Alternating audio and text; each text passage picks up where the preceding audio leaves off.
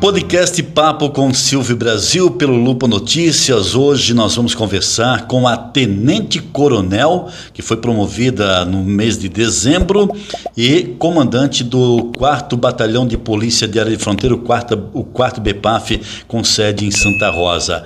Tenente Coronel Vanessa Peripoli. Agora, Tenente Coronel, parabéns pela promoção, Tenente. Eu fiquei sabendo agora aqui durante a gravação do nosso podcast.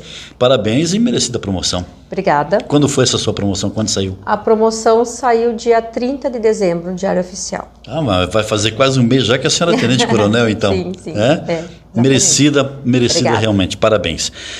Para uma mulher comandar um 4º Batalhão de Polícia de Área de Fronteira. Eu sei que a senhora é uma mulher que todos os desafios a senhora vence com muita garra, com muita inteligência, com muita sabedoria, inteligência diferente de sabedoria um pouco, né? Tendo em vista que eu já fui testemunha como repórter da senhora em ação, exatamente trabalhando com a imprensa de situações que eu vou falar daqui a pouco. Hoje, a senhora quando não promovida, mas quando a senhora recebeu o comando do 4º Batalhão de Polícia de Área de Fronteira, o 4º BPAF, onde nós estamos hoje, a senhora era major, né? Sim. E agora a senhora é Tenente Coronel. Mas recebeu o comando desta corporação. Como tem sido desde quando a senhora assumiu esse comando? Como eu falei anteriormente, a senhora é uma mulher que os desafios a senhora vence com muita inteligência. Então, tem dois aspectos, né? O aspecto de assumir o comando em diferentes complexidades, já é natural e esperado da carreira. Então, conforme a gente vai amadurecendo e avançando os postos, a gente recebe funções de comando. Então, por um lado, parece ser natural da carreira, né? Mas, em especial, sendo o 4º BPAF, sendo a minha cidade de Santa Rosa, ele vem como algo especial. Então, eu recebi esse meu retorno para o policiamento ostensivo e a minha promoção, casualmente ou não saíram juntos, de uma maneira antecipada aos planos que eu tinha inicialmente, mas ao mesmo tempo é um presente tendo em vista ser a minha cidade, né?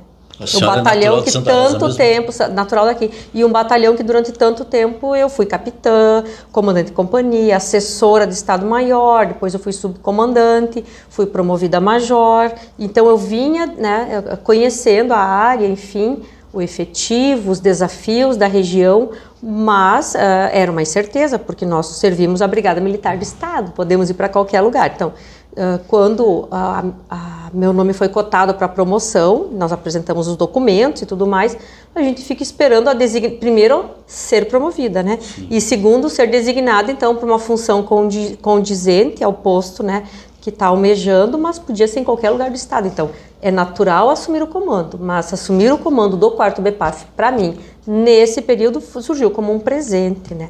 A sua família tem alguma raiz dentro do sistema militar? Não tenho. Não, a senhora é a primeira? Não tenho, a primeira. E o que levou a senhora a fazer a inscrição na Brigada Militar, sendo uma mulher? As mulheres que muitas vezes buscam outras profissões, porque não é fácil ser uma militar, né? A questão da disciplina é muito rígida, a questão também da preparação para a vida militar é difícil, né? É diferente, aliás, da vida civil. O que levou a senhora, o que instigou a senhora, o que seduziu a senhora a fazer a sua inscrição para entrar na Brigada Militar?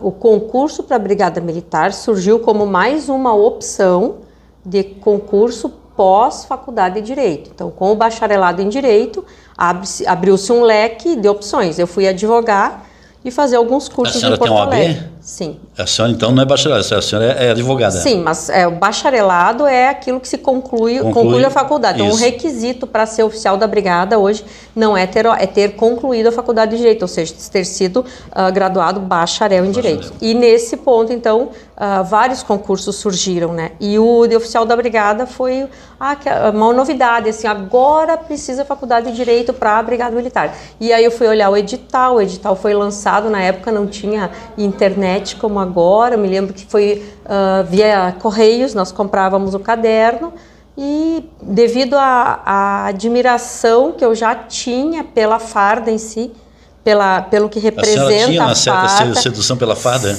Uma admiração, uma certeza assim de que se eu precisasse eu poderia contar. Na época um pouco antes eu tinha ido morar em Porto Alegre e eu me lembro, volto a dizer, não era o tempo de internet, de celular, com toda a tecnologia, né? Eu tinha um mapa para me localizar. E a certeza de que se eu tivesse uma dúvida, eu ia confiar no brigadiano, o primeiro brigadiano que eu encontrasse para pegar uma... Não tinha o Google Maps, né? Então, e sempre gostei dessa parte, assim, mais de regramento, da disciplina, da normatização, né? Das coisas internas e externas. Então, essa parte dentro da brigada, nessa opção, né, de oficial da brigada, surgiu para mim como uma carreira que me agradaria em vários aspectos, né, pessoal e também profissional, né, com esses desafios que nos são lançados, porque a promoção, falando agora da promoção, né, a promoção vem para os militares em geral, ela vem não apenas para dar aquela satisfação curricular e financeira, ela vem e ela muda a nossa função. Então, a gente ingressa capitão, tem um nível de gestão. Quando sai major ou quando responde pelas atividades de major, nós mudamos a forma de atuação e assim vai subindo. Mesma coisa a carreira de nível médio, entra como soldado, mas aí o próximo passo é ser sargento. Então, daí ele já é comandante de pequenos grupos, então muda a execução da função em si, pela complexidade que se atribui. Então a senhora ingressou na Brigada Militar como capitã? Sim, 2 anos de ingressa como aluno oficial, né, os cadetes, e daí me formei capitã. Muito bem. E a família? Porque a senhora era advogada, fez bacharelado, teve a OAB, tem a OAB, né, que é o... Tem que devolver, né? Tem que devolver. É incompatível com a função. Eu também estou aprendendo aqui com a Major, ela vai me ensinando aos poucos também, que a gente não vive essa rotina, a gente não tem essa informação que às vezes não surge uma conversa, um podcast assim tão interessante como esse. Então a senhora devolveu sua OAB, mas a senhora tinha a OAB. E naquela época, né, que eu acho que eu até tenho uma época um pouco antes da senhora, né? Então, naquela época as famílias gostavam muito e primavam que os filhos fossem advogados ou médicos, né? Tinham aquela vontade de advogado, médico, engenheiro, tal, para ter uma situação financeira, para ter uma profissão definida. A senhora advogada, como a sua família, os seus pais, enfim, os familiares reagiram quando a senhora tomou a decisão de deixar o direito de lado e prosseguir numa outra profissão, num outro desafio? Aquele da OAB, a senhora já tinha vencido do curso de Direito, bacharelado, conseguiu a OAB e tal. Não, peraí, eu não quero advogar, eu quero ser da Brigada Militar. O desafio na minha casa foi com a minha mãe, especificamente, mas não foi nesse sentido, porque a mãe sempre foi de apoiar e ela sempre foi muito simpática a fazermos o concurso público, pela estabilidade e tudo mais. Então, o desafio lá em casa foi com a minha mãe e especificamente na situação de... mas e agora? Tu vai usar a arma? Tu vai ir para a rua? Que medo que dá! Então, nesse sentido, eu fui levando ela na conversa no início, né? Eu disse que não era bem assim, que era uma coisa nova que estava surgindo, e até que eu comecei a vir para casa, então, porque o curso era em Porto Alegre, né? E daí nós vínhamos para casa fardados e armados, né? E daí eu chegava, antes de chegar em casa, até escondia a arma dela, até que o dia que ela soube que eu já estava usando a arma, aquilo meio chocou, né? Mas ela já sabia, eu já estava preparando ela que eu sim, e principalmente enquanto capitã, que era o primeiro passo de formada, nós estaríamos junto com a tropa à frente das várias demandas operacionais, como acontece realmente, né? Então, no início, acalmei um pouquinho a ansiedade dela, dizendo que não era bem assim, que eu só ia ser assessora, né? E depois, quando ela viu que era fardada, que era armada, ela foi se acostumando, né? Hoje ela ainda tem as preocupações de mãe, mas também talvez tenha desmistificado um pouco esse temor que as pessoas que não conhecem a profissão têm. Acham que a pessoa, claro, nós fazemos um juramento e nós atuamos e sabemos que estamos submetidos a um risco muito maior que outras pessoas da nossa vida. Mas nós também temos um preparo técnico, nós temos um constante treinamento para também nos defender nesse sentido. Então, eu diria que um pouco era um temor geral de desconhecimento dela. Qual era né? o ano que a senhora ingressou na Brigada Eu Militar? ingressei em 2004 e no final de 2005 eu me formei capitã. Capitã. O ano de 2004 e 2005 foi de curso. Olha, o que a tenente-coronel e comandante do 4º BPAF de Santa Rosa disse sobre a questão da arma, né, que a mãe dela ficava assim apreensiva, na verdade isso é um sentimento que causa, uma sensação que causa em muitas pessoas. É normal que aquelas pessoas civis que não têm o contato com uma arma, quando vê uma arma, leva realmente, digamos, não um choque, mas fica um pouco retraído. Eu tenho um irmão que ele é da Polícia Militar do Estado de Santa Catarina, hoje ele é sargento, e quando ele me deu uma carona no carro dele, que eu olhei, eu gelei aquele negócio brilhoso, brilhante ali, na frente, eu disse, pô, tira isso daqui. Ele, não, mas deixa aí, não, tira isso daqui, cara, eu pego uma carona contigo, mas pelo amor de Deus, eu servi o Exército. Mas é uma coisa que eu sempre tive, foi essa resistência, e o que é normal nas pessoas, né, Tenente Coronel, porque as pessoas não têm isso como convívio. Hoje a senhora, mesmo sendo comandante, estando aqui, comandando todo um batalhão, a senhora precisa estar com a sua arma, né? E eu diria que as pessoas devem ter esse temor, porque se elas não estão preparadas e não estão treinadas para utilizar a arma, melhor não utilizar. Mas toda pessoa que, na minha opinião, que tenha capacidade, competência, treinamento, principalmente condições psicológicas, poderia se defender de várias formas, inclusive com uma arma de fogo para sua proteção, né? Então, claro, é um rompimento de paradigmas, principalmente, sim, para as mulheres, de um modo geral. Então, para nós, as minhas colegas mulheres, que nós somos minoria, né, na brigada. Hoje, diria assim, em torno de 20% do efetivo pode ser feminino, né, mais ou menos. E então, nós já somos minoria. E para nós, quando entramos no curso de formação, poucas já temos uma familiaridade com a arma, com luta, com autodefesa. E os meninos não, os meninos são criados brincando de polícia e bandido, correndo. Fazendo tiro ao alvo com bodoque, enfim, né? E para a mulher nós temos outras manias, né? Então não estávamos tão familiarizadas. Então isso, claro, requer para algumas pessoas requer um pouco mais de treinamento, até para corrida, para defesa pessoal, né? Defesa-ataque, né? É tão difícil a mulher atacar. Tá, imagina agora tu ataca, tá, só um pouquinho, não tá me atacando, tem que imaginar. E os meninos brincam disso. Então, para as mulheres, esse paradigma é muito mais pesado. Então, requer um esforço a mais. Mas não é impossível, de forma alguma.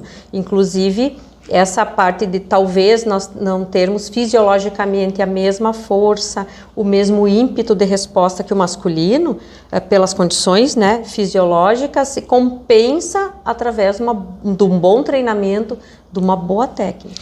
Eu, por exemplo, como repórter, sempre apoiei que mulheres ocupem mais cargos de importância, não só no município, no estado e no país.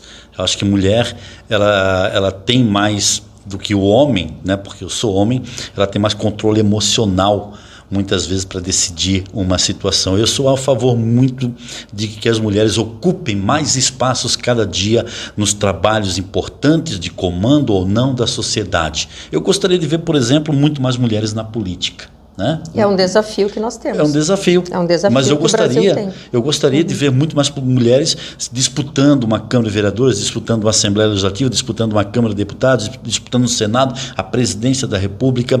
Eu acho que mulher, ela tem uma condição especial que o homem ainda não adquiriu. Sendo homem, eu falo, eu sou realmente um defensor de que as mulheres ocupem cada vez mais espaço de poder e de comando e de decisões na nossa sociedade.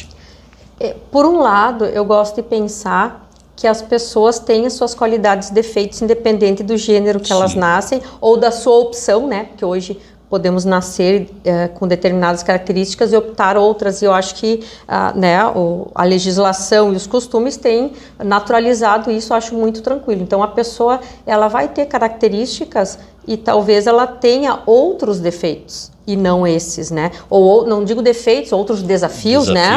A aprimorar e não esses. Então, acho um pouco injusto a gente passar uma régua e dizer a mulher é mais assim ou mais assado. Porém, nós temos uma realidade que mostra que as mulheres empreendedoras estão tomando espaço, as mulheres em cargos que dependem de concurso público estão tomando um grande espaço. Exército, Marinha Aeronáutica já aceitam mulheres. Antes de chegar lá ainda, né, o concurso em si, ele tem um critério inicial meramente técnico e intelectual. Então, todos têm que alcançar a mesma pontuação. Depois, sim, para alguns cargos, por exemplo, polícias, vai ter a prova física, vai ter, e talvez se a mulher não estiver bem preparada, ela não vai conseguir passar. Talvez ela tenha mais dificuldade que os homens para passar. Porém, até mesmo as provas físicas entre homens e mulheres, elas têm a diferenciação fisiológica. E essa parte dos cargos militares, o que eu observei agora nos primeiros dias foi uma inscrição assim absurda, né? Uhum. Então assim, isso me trouxe assim uma tranquilidade de que nós vamos ter uma representatividade também. Já tem, né, nos cargos, mas acredito que de uma forma limitada, mas vamos ter também em todo o contingente. Mas a par disso, né, nós temos estudos, inclusive um estudo da ONU, que eu estava tentando me lembrar aqui, os detalhes não me lembrei, que faz uma análise sobre a mulher gestora e o homem gestor, né, de empresas públicas e cargos públicos e privados, né? Claro. E num comparativo, em um dos comparativos objetivos que eles colocaram, as mulheres têm mais dão mais acesso para iniciativas que consideram os outros interesses que envolve aquela atividade. Então, por exemplo, as mulheres seriam, né, mais abertas a iniciativas de bem-estar, de evolução e de estudos, enfim, né, mais inovadoras, situações assim. Não me recordo bem os detalhes, né, mas encerra o comentário da pessoa que fez a palestra para nós, dizendo que precisamos ter mais mulheres, não que tem que ser em maior número que os homens, mas nós precisamos ter mais mulheres na gestão, nesses grandes cargos e postos, privados e públicos, justamente para ter abertura para outra visão. Para outra visão, não exatamente. Não é para ser mais, não é para estar sobre, é para ser igual. E nós, em alguns lugares ainda não está igual. Política, por exemplo, é um dado absurdo. As mulheres são 52% do eleitorado, e, por exemplo, foram 17% das eleitas. Não, realmente, não é questão de ser mais ou menos, né? No legislativo, se pegar executivo é menor. Então, no legislativo, nem 20%. No executivo, bem menos. Exatamente. Então, não é questão de ser mais ou menos, né? Da última eleição. Não é questão de ser mais ou menos, é questão de oportunidades, mesmas chances, oportunidades da mulher também ter, né, a chance, no caso, de mostrar o seu trabalho, o seu talento, e não é porque, como a senhora falou, Tenente Coronel, lá antigamente, né, os meninos brincavam de bandido e polícia, e as meninas de boneca e arrumando a casa de cozinha.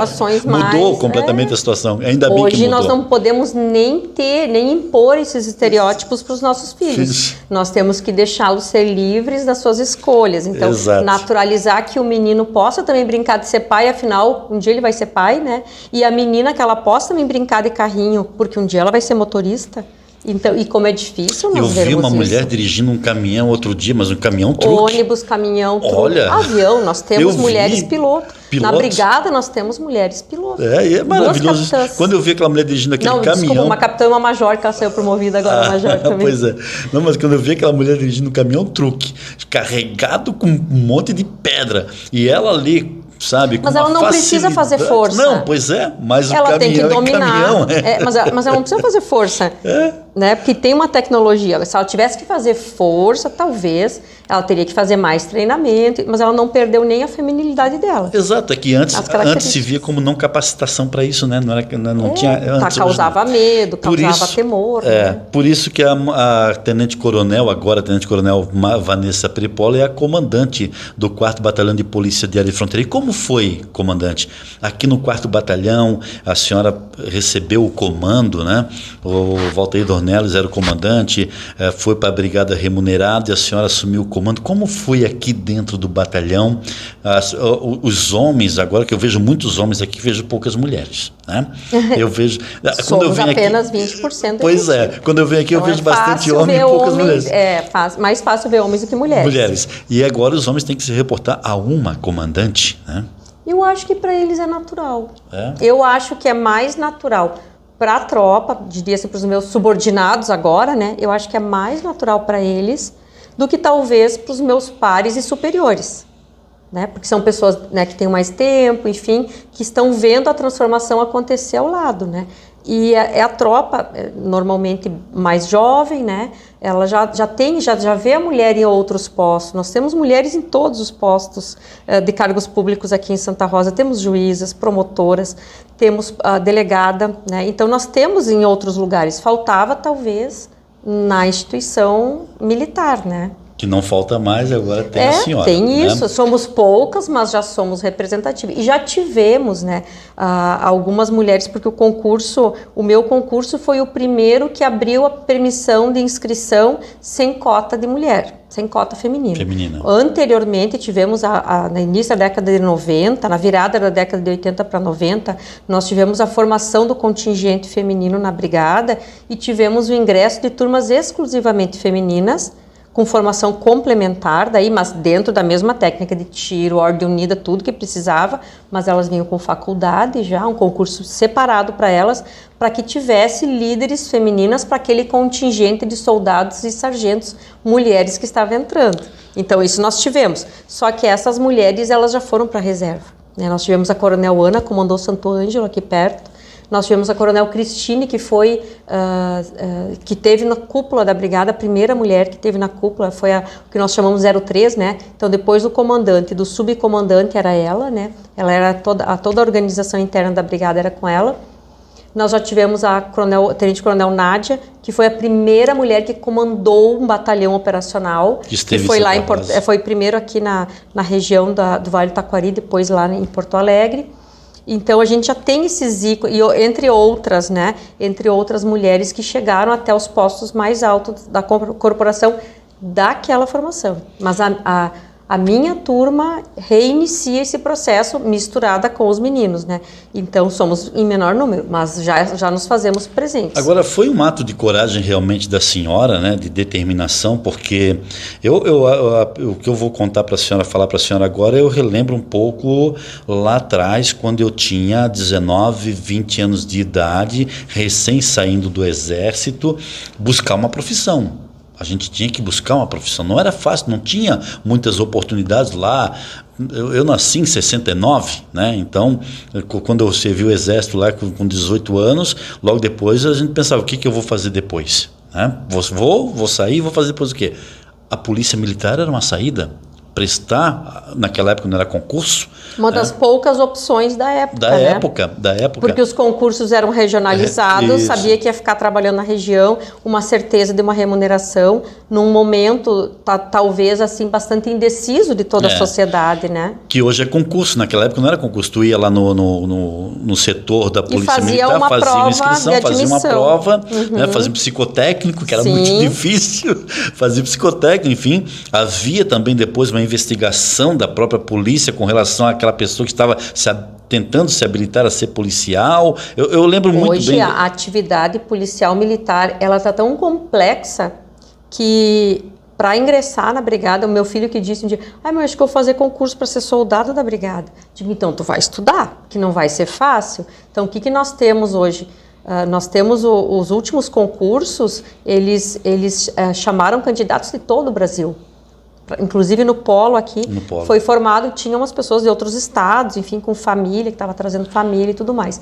Então, hoje, ele é um cargo que exige que a pessoa se prepare para o concurso, tanto para a prova intelectual como para a prova física e para esse curso que vai ser de alguns meses daí, mas um curso que vai exigir assim todo um preparo técnico, né? Tiro, defesa pessoal, legislação, muita legislação. Hoje bastante informática também, porque nós estamos ligados na tecnologia para o atendimento de ocorrências. Claro. Então tem também, então ele se tornou um concurso bem remunerado em relação a outros, uma proposta de trabalho segura, uma carreira que tem uma ascensão mais ou menos definida, mas cada vez mais difícil de passar. E agora, a partir de 2027, até no máximo 2027, talvez ano que vem, não sei, mas até no máximo 2027, com a exigência de curso superior também para a carreira de nível médio. Muito então, bem, também seja, qualquer curso, mas... Ou seja, as exigências serão aumentadas além do que já estão sendo. Né? A cada concurso, o próprio nível dos candidatos aumenta.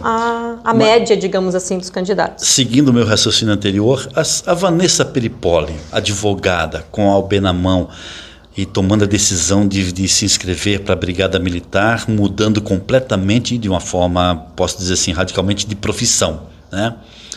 A Vanessa, em algum momento, teve dúvida lá naquela época, dizia assim, meu Deus do céu, será que eu estou fazendo a coisa certa? Será que vai dar certo? Será que não vai dar certo? Será que eu vou me dar bem? Eu já sou advogada, eu vou tentar agora outra coisa. Eu já fui professora também, né? Minha formação inicial foi professora. Professora de? Eu fui formada professora de séries iniciais. Séries iniciais. Eu fiz o magistério, fiz o estágio. Tudo em Santa Rosa? E quando eu fui, sim, no antigo Liminha, né? Uhum. E quando eu fui trabalhar, eu tive que decidir entre ser professora e trabalhar no cartório, né? E daí eu optei em trabalhar no cartório, gostei e resolvi fazer direito. Então eu mudei, ali eu fiz uma mudança.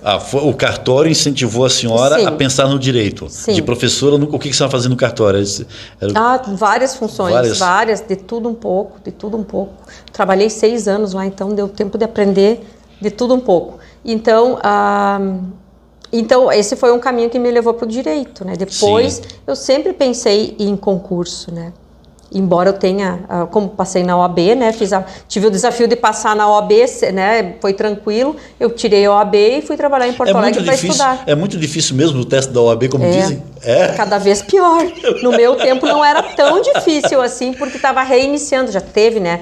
Ele estava reiniciando, eu peguei o 2º, 3º ano da prova da OAB e assim nós fizemos cursinho, a gente se preparou para fazer, mas não é fácil. Não é né? fácil. O próprio nível dos candidatos vai determinando, né? Porque não pode passar todo mundo, né? Então, eles vão apertando conforme o estudo, a mesma coisa a brigada. Pois é, então assim, a senhora teve esses momentos tendo Vários que entregar momentos. a OAB e dizer assim, estou entregando a OAB. Eu me recordo desse momento de eu fazer a declaração e entregar o processo de devolução da OAB. Esse eu me lembro, eu tenho essa imagem, foi lá em Porto Alegre que eu fiz, porque eu tinha um apego pela minha carteirinha da OAB. E como foi esse momento assim? Mas é um desafio, né? Eu quero, para toda...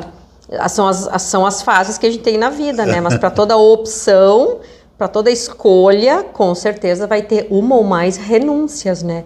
Então eu escolhi, eu poderia a qualquer momento sair da brigada e fazer outra coisa, mas aquele momento eu escolhi com convicção, renunciei, então essa outra parte eu gostava muito de advogar.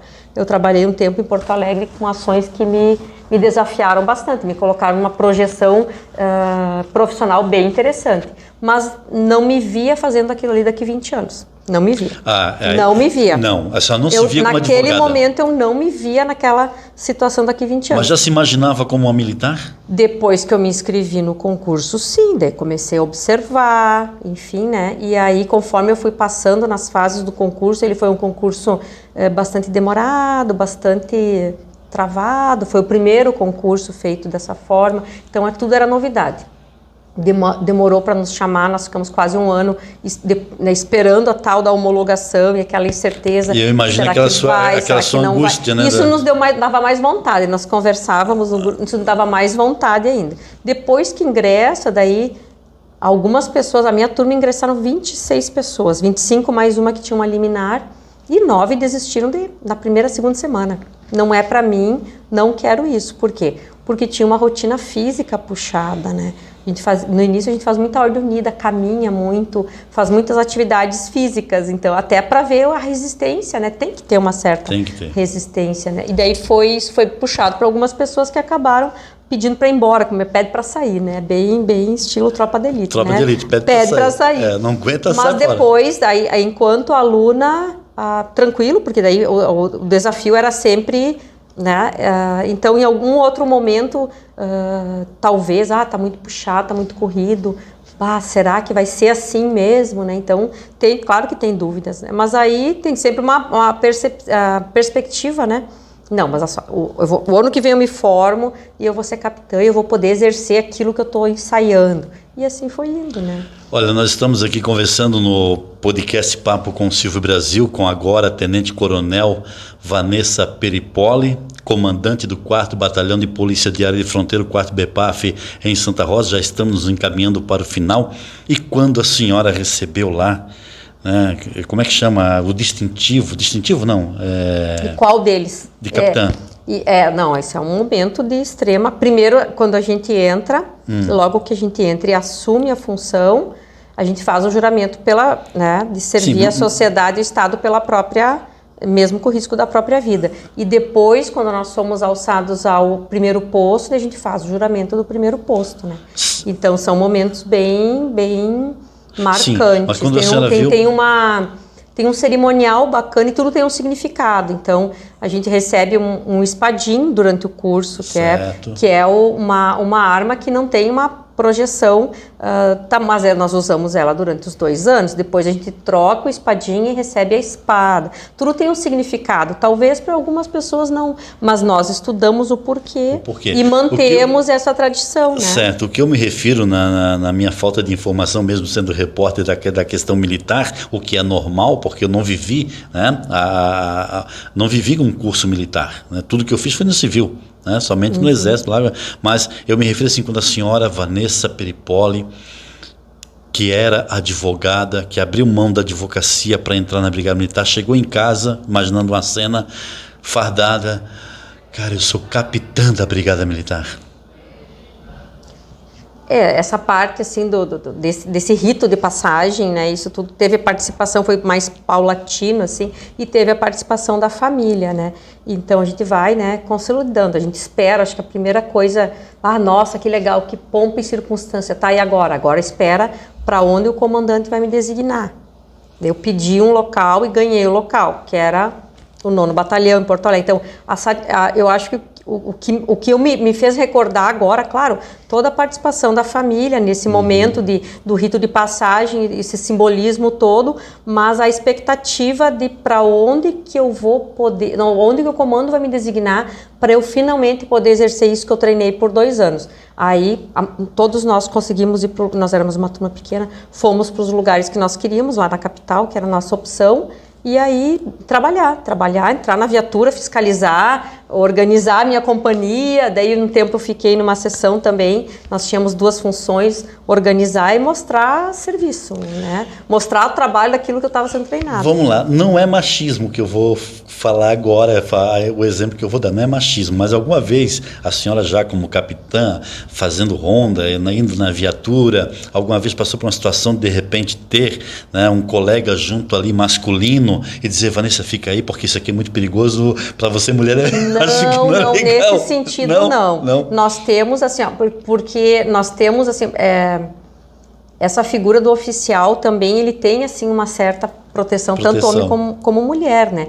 Então a gente via que tinha essa proteção, mas ela não é porque eu era mulher, é porque eu era a capitã que estava fazendo a fiscalização do serviço. Então existia sempre um respeito, tipo assim, tá indo a viatura tal, a senhora quer chegar antes ou depois? Eu digo assim, vamos chegar junto? Tá, mas vamos chegar junto, mas um pouquinho depois para deixar o sargento exercer, e a senhora, né, tipo assim, querendo proteger. Então sempre teve isso, sempre teve essa, mas eu acho que não era direcionado à mulher, capitã, e sim à função, né, a função, porque aquelas pessoas tinham essa, a gente não pode chegar em tudo, né, a gente tem que deixar as coisas acontecerem e chegar para dar apoio quando, né, que é o normal, claro, quando cai a casa vai todo mundo, né?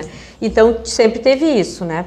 Talvez exista por parte assim, durante o treinamento, alguma diferenciação, e isso foi bem puxado para nós mulheres da turma, no sentido assim de a gente vai correr na rua. E aí não era oportunizado assim pelo coordenador da atividade, a gente corria em forma de pelotão pelas ruas, né? Não era oportunizado assim, quem quer ir vai. Não, todo mundo vai.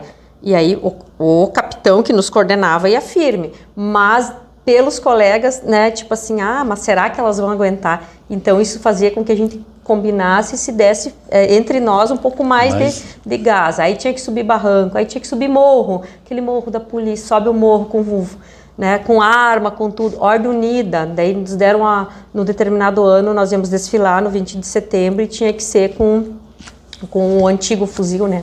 E aí, mas as gurias vão também, já tem todo o movimento, já tinham todo o treinamento, aí fomos também. Então, são situações assim que eu acredito que tem uma proteção dentro do grupo, dentro da equipe mais próxima, sim, assim, tentar proteger, mas nós sempre tentávamos superar e talvez até de uma maneira exagerada tentar mostrar o serviço para mostrar que não queríamos tratamento desigual. Isso foi muito, muito forte na minha turma, não queríamos tratamento desigual. Muito bem. Chegando ao final, eu tenho que tocar num episódio, né? Tenho que citar um episódio na qual a tenente-coronel, hoje tenente-coronel Vanessa Peripoli foi muito importante, como os demais também, todos foram muito importantes, mas nós da imprensa, eu da imprensa principalmente, tive um contato muito maior com a tenente-coronel, que na época era major, Vanessa Peripoli, foi lá em Campina das Missões, naquele cerco aos bandidos que assaltaram o Banco do Brasil em Porto Xavier, e que ficaram acuados ali perto de Porto Lucena e Campina das Missões. Na época, a major Vanessa Peripoli, hoje tenente-coronel, foi a que teve contato com a imprensa, inclusive, com toda a calma, ela lidou com a imprensa naquele dia triste da morte do soldado Fabiano Lunques, que hoje é homenageado lá em Santo Ângelo com um busto que nós já publicamos anteriormente. E a major, na época, Vanessa Peripoli, hoje tenente-coronel, teve um controle total da situação, sabendo lidar com a imprensa. Eu, que sou um repórter bastante chato, porque sou bastante cobrado de informações, me reportava o tenente-coronel Vanessa Peripoli para trazer as informações. E a senhora foi muito importante para toda a comunidade regional, porque era através, muitas vezes, da minha reportagem que as pessoas sabiam o que estava acontecendo lá, né? Eu sinto que citei aqui na morte do soldado Fabiano Lunques, e a senhora, né, é uma coisa que toca hoje ainda, né? Não tem, porque embora não foi eu não tivesse assim uma proximidade com ele, né?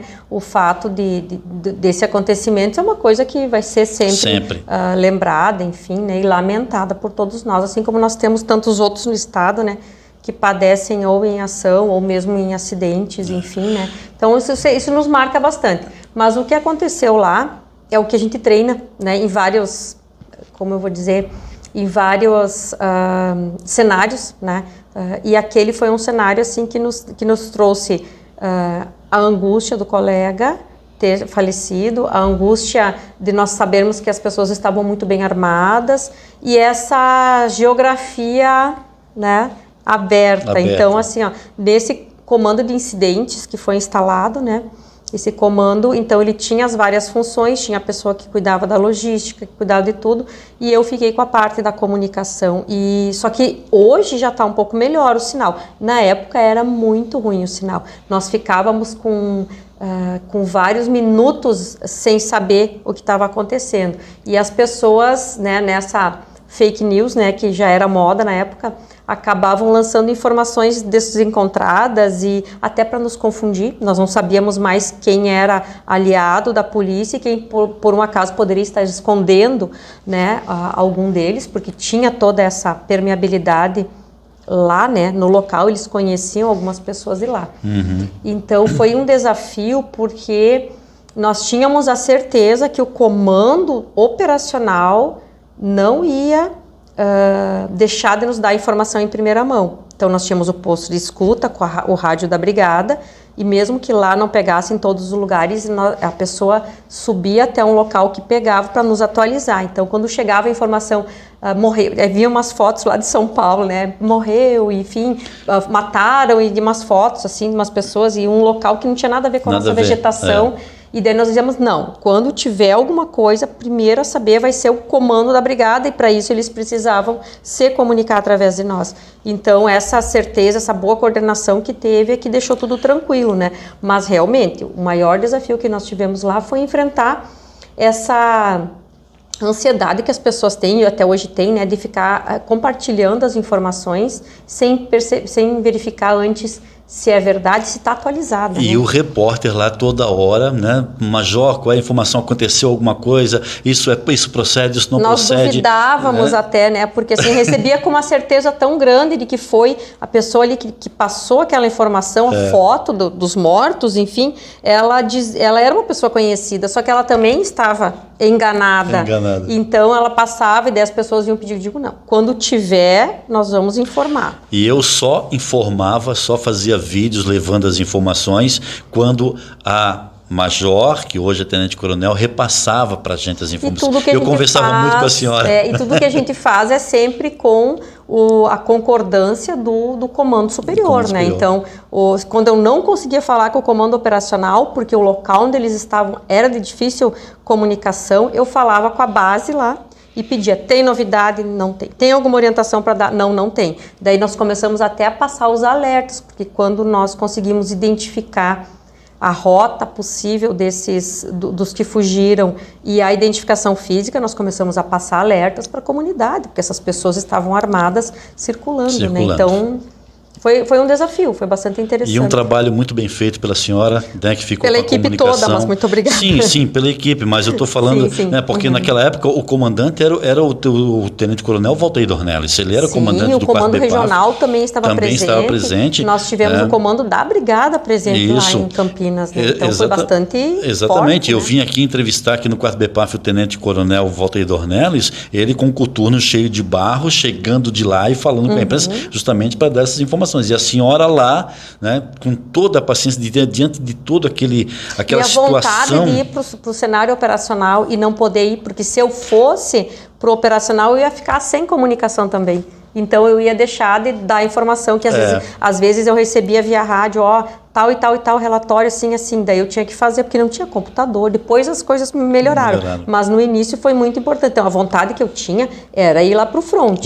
Mas se eu fosse para o front, nós íamos perder o link da comunicação. A senhora tinha essa vontade, tenente-coronel? Porque daí lá estava perigoso, né? Eu arrumei uma desculpa até um dia que nós temos que levar, o pessoal tem que levar uma carga aqui, que a comunidade nos ajudou muito, né? Com doações, então eu peguei umas coisas para levar na minha viatura, peguei umas autoridades que queriam conhecer o cerco em si e levamos junto lá, mas porque eu queria lá. Daí eu fui umas 2, 3 vezes, assim. Mas a gente tem que respeitar, né? O momento, né? E a minha função. Então eu me recolhi à função de comunicação. Eu agradeço muito o seu trabalho lá para comigo, que eu sei que eu sou um repórter chato, mas é que eu sou cobrado também, né? As pessoas querem informações, então agradeço muito, nunca tive esse prazer, essa oportunidade de dizer muito obrigado, tá? Pelo tratamento que a senhora deu a mim como repórter naquela situação tão difícil, muito difícil. Todos, né? Quando eu cheguei lá no dia de manhã, que eu entrei lá no pelotão lá na sede, e vi aquela situação, todo mundo chorando,